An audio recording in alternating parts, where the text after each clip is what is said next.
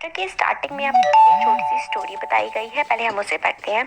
इसमें बताते हैं कि एक लॉन्ग लंबी वेकेशन के बाद, छुट्टियों के बाद रवि जो बच्चा है वो अपने जब स्कूल वापस आता है तो वो ये देखता है कि स्कूल के पास वाला एक लौता प्लेग्राउंड जो था, मैदान था जहाँ पे वो लोग खेलते थे, उसमें खुदाई चल रही थी और लोग कह रहे थे कि यहाँ पे बहुत ही बड़ी बिल्डिंग बनाई जाएगी और उसमें बहुत सारे फ्लैट्स को कंस्ट्रक्ट किया जाएगा। रवि जो था वो मतलब उसको एकदम रोना सा आ गया जब उसको लगा कि इतना बड़ा जो प्लेग्राउंड था, इसकी अच्छी सी ग्रास थी, यहाँ पे मैरीगोल्ड के फ्लावर्स थे और यहाँ पे बटरफ्लाईज घूमा करती थी, वो सब कुछ मतलब शायद चला जाएगा। उसने अपनी जो फीलिंग्स है, जो उसको इतना बुरा लग रहा था, उसने अपनी फीलिंग्स अपने क्लासमेट से शेयर की। असेंबली में प्रिंसिपल ने भी बहुत ही ज्यादा दुख के साथ ये ऑब्जर्व किया और कहा कि देखिए हमारा जो एनवायरनमेंट है ये किस तरीके से बदल रहा है। फिर रवि ने अपनी जो टीचर है उनसे पूछा कि एनवायरनमेंट क्या होता है। फिर उसकी टीचर बोलती है कि जो भी चीजें हम अपने आसपास देखते हैं वो सब कुछ हमारा एनवायरनमेंट होता है। फिर रवि ने सोचा कि मतलब कि हमारी जो स्कूल की बिल्डिंग, टेबल, चेयर, क्लासरूम और इवन वो ओपन फील्ड, सड़क, गार्बेज मतलब कचरा, हमारे फ्रेंड्स, सब कुछ एनवायरनमेंट का पार्ट है।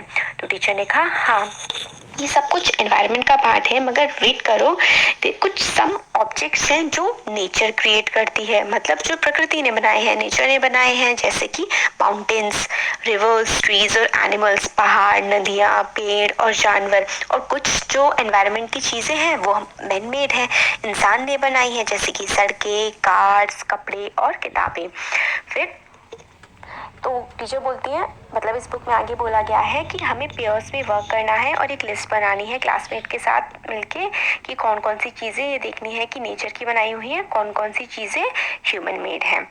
फिर रवि, परमजीत, जैसी, मुस्तफ़ा, आशा, ये मतलब काफ़ी एक्साइटेड हो जाते हैं बच्चे और फिर लिस्ट बनाते हैं कि एनवायरनमेंट किस तरीके से चेंज हो रहा है। इकबाल बोलता है, फिर वो कहते हैं कि और बिकॉज ऑफ आर नीड्स, ये इसलिए एनवायरनमेंट में इतने सारे चेंजेस आ रहे हैं क्योंकि हमारी ज़रूरतें पूरी करने के लिए हम अपने एनवायरनमेंट को इतना चेंज कर रहे हैं।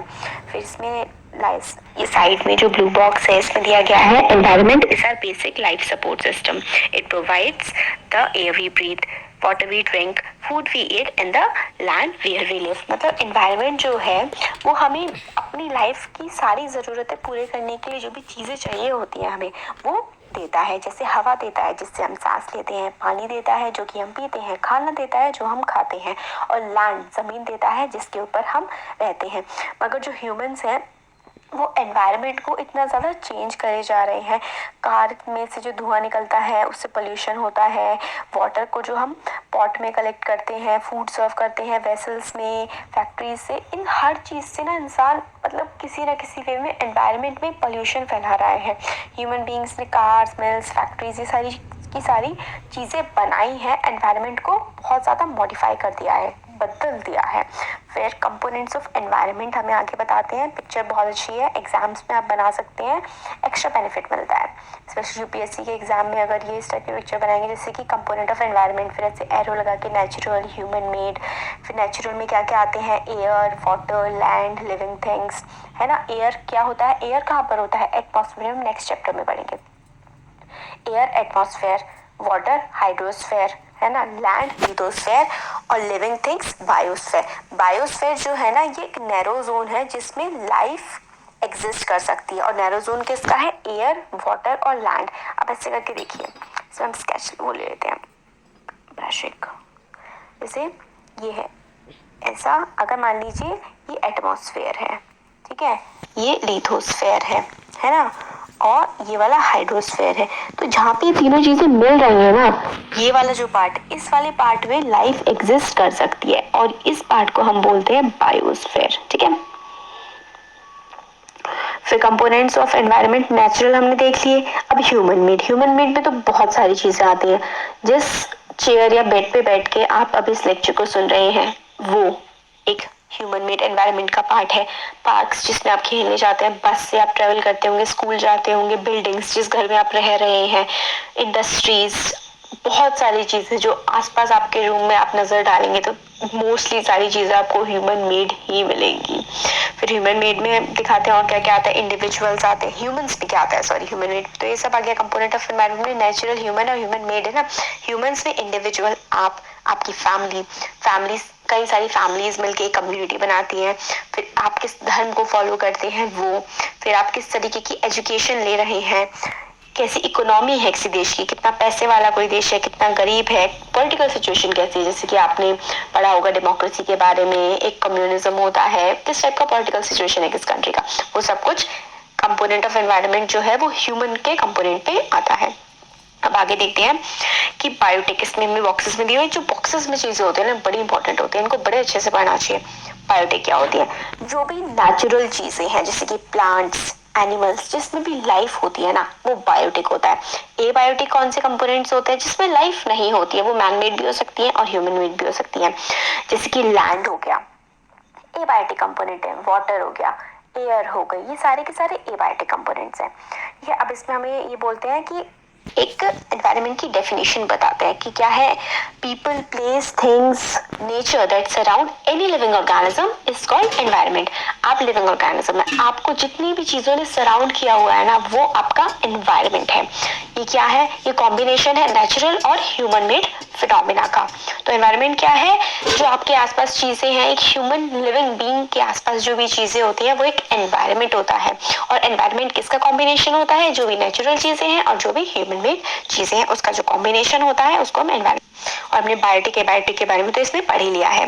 फिर ह्यूमन मतलब फिर आगे यही है, इसमें अब नेचुरल एनवायरनमेंट में क्या क्या आता है, जैसे हमने अभी पीछे देखा था कि लिथोस्फेयर, एटमॉस्फेयर, बायोस्फेयर, ये सारी चीजें तो वो अब हम पढ़ते हैं। लिथोस्फेयर क्या होती है, जो जिस जमीन पे आप खड़े होते हैं ना, मिट्टी वाला जो पार्ट है, जो आपको मिट्टी दिखती है प्लेग्राउंड में खेलते हैं, वो क्या है, वो एक लिथोस्फेयर है। जितनी भी बिल्डिंग्स, बसेस, जो भी कुछ चल रहा है ना वो सब कुछ लिथोस्फेयर पे ही चल रहा है। तो लिथोस्फेयर क्या है, सॉलिड क्रस्ट और the top most layer of the earth की सबसे ऊपर की लेयर, या फिर हम उसको सॉलिड क्रस्ट कह सकते हैं, जो बनी हुई है पत्थरों से, मिनरल से और एक मिट्टी की थिन लेयर से उस पर कवरिंग हो रखी है। इरेगुलर सरफेस है क्योंकि माउंटेन्स भी होती हैं, प्लाट्यूज होती है। कि माउंटेन क्या होती है, माउंटेन तो नॉर्मली पहाड़ होते हैं, पठार क्या होते हैं, प्लाट्यूज क्या होते हैं, वो माउंटेन से जनरली छोटे होते हैं, उनका जो बेस होता है ना वो काफी चपटा सा होता है, तो वो प्लेट्यूज होते हैं। प्लेन्स मतलब बिल्कुल समतल जमीन होती है, जैसे कि आप रोड पे चलते हैं, प्लेन रोड होती है, वो भी एक प्लेन का एग्जांपल है।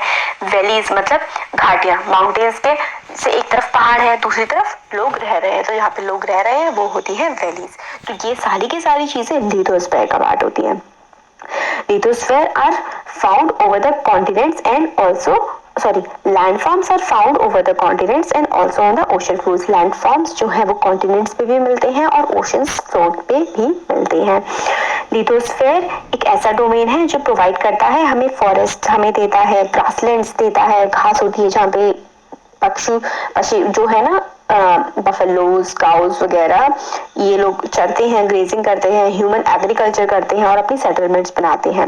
ये होता है हमारा लिथोस्फेयर। अब हाइड्रोस्फेयर क्या होता है, जो भी पानी से रिलेटेड चीजें होती हैं, जैसे ओशंस हो गया है ना, लेक्स हो गए, ये सारा का सारा जो है, रिवर्स, ये हाइड्रोस्फेयर का पार्ट है और ये बहुत ही जरूरी है हमारे एग्जिस्टेंस के लिए। बिना पानी के तो ऑलमोस्ट 80% चीजें अपनी लाइफ की कर ही नहीं सकते हैं, है ना, बिना पानी के तो रह भी नहीं सकते।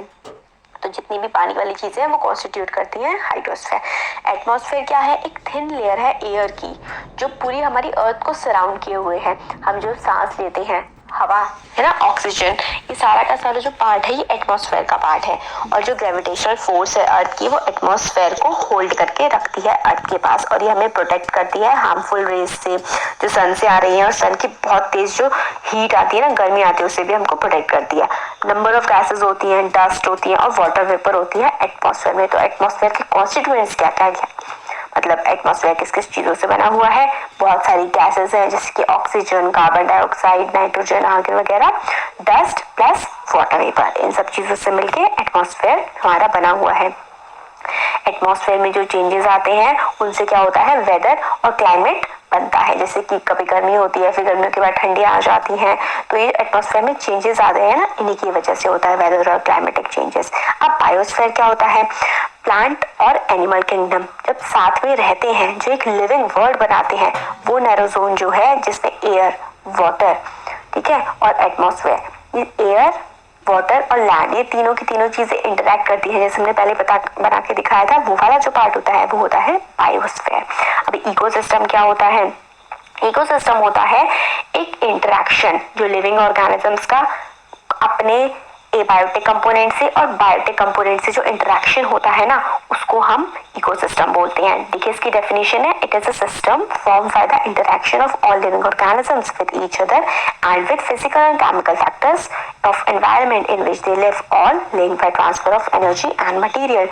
जो हम लोगों का इंटरेक्शन होता है, हम लोग जो जैसे कि हम एनवायरनमेंट की चीज़ों को यूज़ करते हैं, दूसरे लिविंग ऑर्गेनिज्म से बातचीत करते हैं, हम प्लांट्स को यूज़ करते हैं, एनिमल्स को यूज़ करते हैं, एनिमल्स को खाते हैं, प्लांट्स के फ्रूट्स खाते हैं और लैंड को कल्टीवेट करते हैं। ये सारी की सारी जो चीज़ें हैं हमारे लिविंग ऑर्गेनिजम्स का दूसरे ऑर्गेनिज्म से एबायोटिक और बायोटिक कंपोनेंट से इंटरेक्शन जो होता है ना, उसको इकोसिस्टम बोलते हैं। Good morning everybody. तो पेरेंट्स जिन्हें लगता है कि पढ़ाई की प्रोग्रेस इस साल रुक गई है, पेरेंट्स जिनके बच्चों को और पर्सनल अटेंशन चाहिए, present,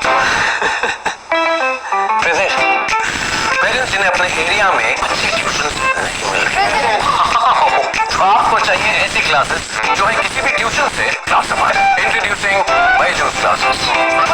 welcome to Byju's classes. India के बेस्ट टीचर्स बच्चों को पढ़ाएंगे, मेंटर्स डाउट सॉल्व करेंगे और one on one personal attention देंगे। हाई क्वालिटी वीडियोस तो हैं ही बायजूस ऐप पर, तो आप स्कूल के बाद सिर्फ बायजूस क्लासेस, तो आज ही ट्रायल क्लास बुक करो। Download the Byju's app now. Byju's classes है तो प्रोग्रेस है।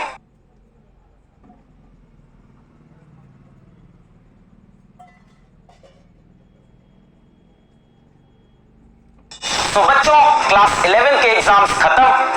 अगर आप ड्रीम कर रहे हो IIT JEE 2023, तो फिजिक्स वाला आपके लिए लेके आया है लक्ष्य JEE batch for class 12th board and JEE 2023, जिसमें आपको मिलेंगे इंडिया की बेस्ट फैकल्टीज, ढेर सारा स्टडी मटेरियल्स।